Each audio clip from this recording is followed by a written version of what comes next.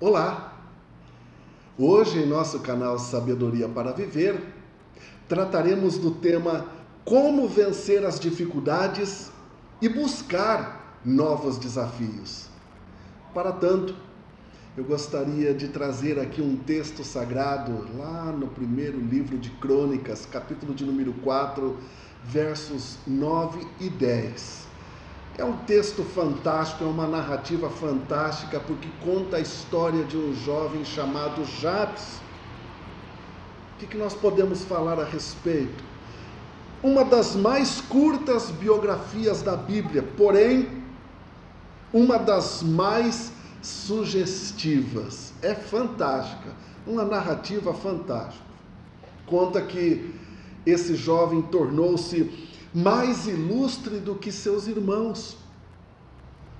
Embora ele carregasse um estigma negativo, porque o nome Jabes simboliza, remete à dor, a sofrimento, porque a mamãe dele, conforme descreve o verso 9, teve ele com muitas dores, com muito sofrimento, e por isso foi colocado esse nome dele. Mas ele não aceita passivamente a decretação da derrota em sua vida, não. Ele sacode o jugo da crise, ele busca horizontes mais espaçosos na sua caminhada. E eu creio que aqui uma pergunta que precisamos fazer é: o que Jabes fez que o tornou mais nobre do que os seus irmãos? Qual é a resposta? É o que nós queremos saber, não é verdade? Pois bem, então quando nós olhamos aqui para o verso de número 10, nós temos algumas lições que eu gostaria de compartilhar com você. A parte A do versículo, ou a primeira parte desse verso, está dizendo que ele rogou a bênção de Deus. Rogou a bênção de Deus. Ou seja, Jabes invocou o nome do Deus vivo e verdadeiro. O que isso significa? Ele foi à fonte certa, com o pedido certo, com a motivação certa. Seu clamor é um clamor profundo, cheio de significado. Ele diz: tomara que me abençoes. Esse tomara aqui, às vezes, dá uma sensação assim de dúvida, não é mesmo? Mas não é não. Nós estamos aqui diante de um pretérito mais que perfeito do verbo tomar. Ou seja, nós estamos falando de uma sensação, de um desejo profundo. É algo profundo.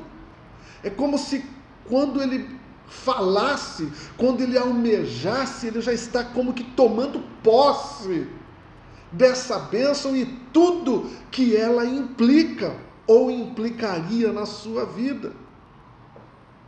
Somente através da bênção de Deus podemos curar os traumas do nosso passado para vivermos uma vida livre, abundante, feliz.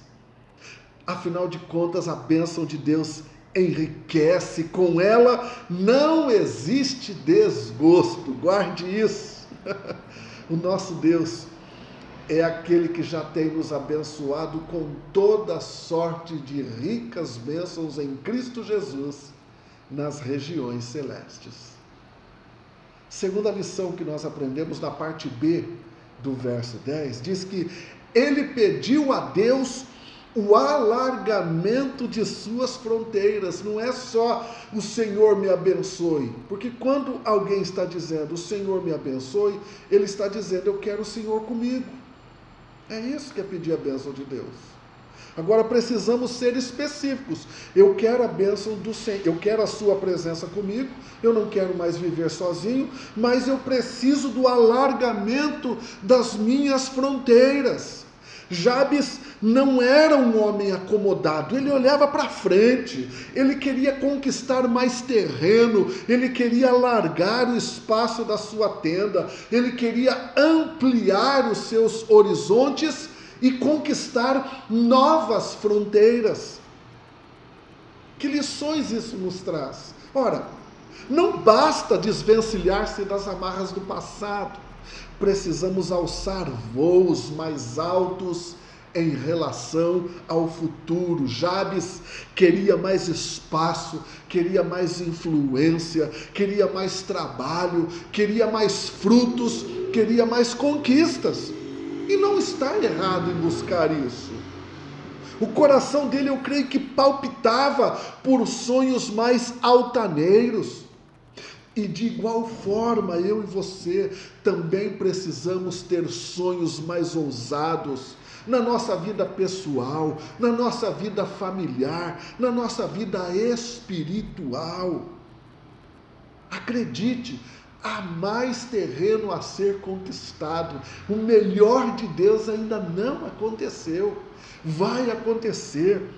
Se você buscar a bênção de Deus e se você pedir para Deus, para que Ele alargue as suas tendas. Mas uma terceira lição, aqui na parte C do verso 10, está dizendo que ele suplicou pela presença íntima de Deus. Ou seja, não é só o Senhor estar comigo, não é só o Senhor alargar aqui as minhas fronteiras.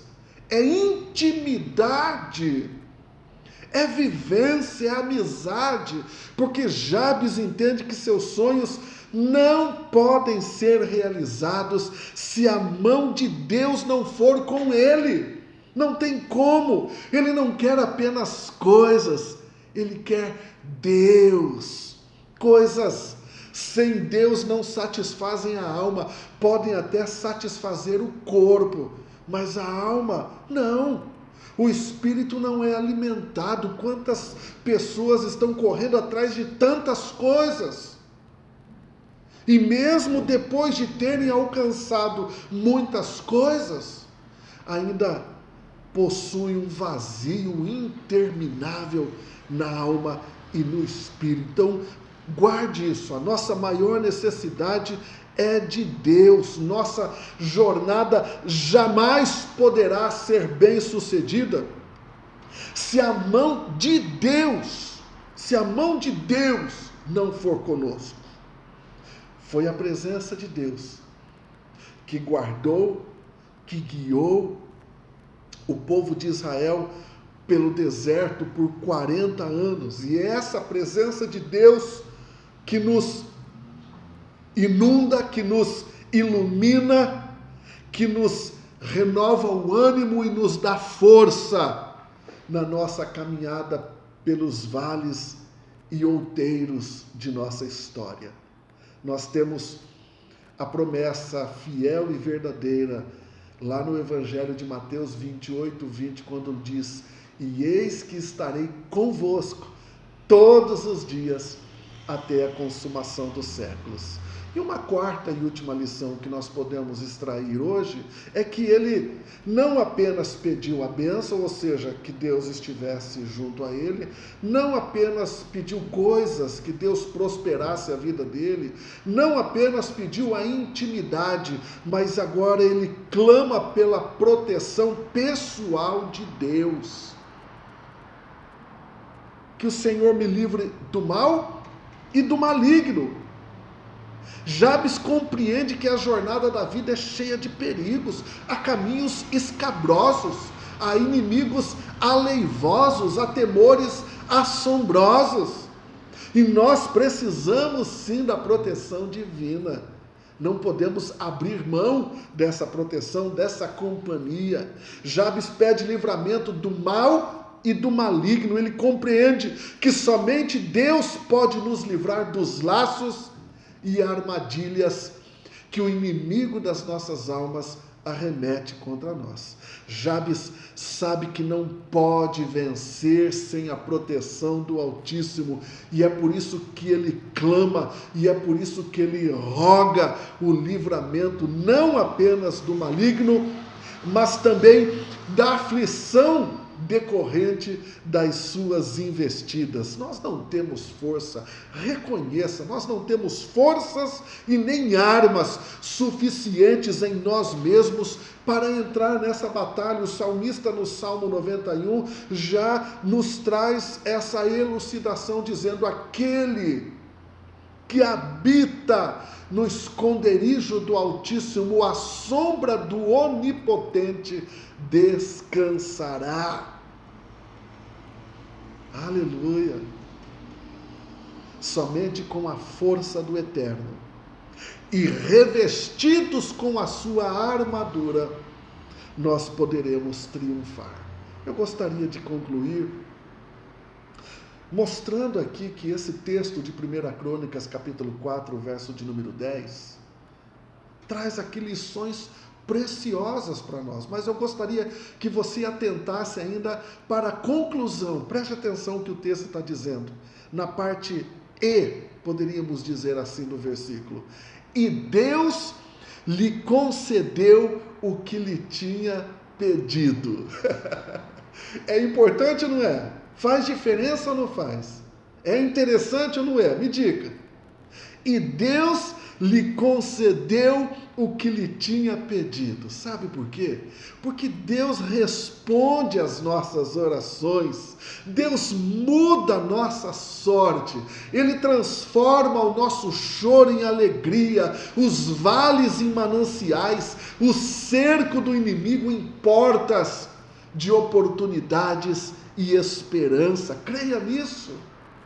Nós temos atravessado aqui nesse último ano um momento sem precedentes na história do nosso país e, por que não dizer, da humanidade. E eu gostaria de desafiá-lo nesse momento, quero desafiá-lo a desvencilhar-se das dificuldades do passado. Se for necessário, suba nos ombros dos gigantes. Sim, esses gigantes que te afrontam. No poder do Eterno, suba nos ombros dele e olhe para a vida, tal qual um farol que enxerga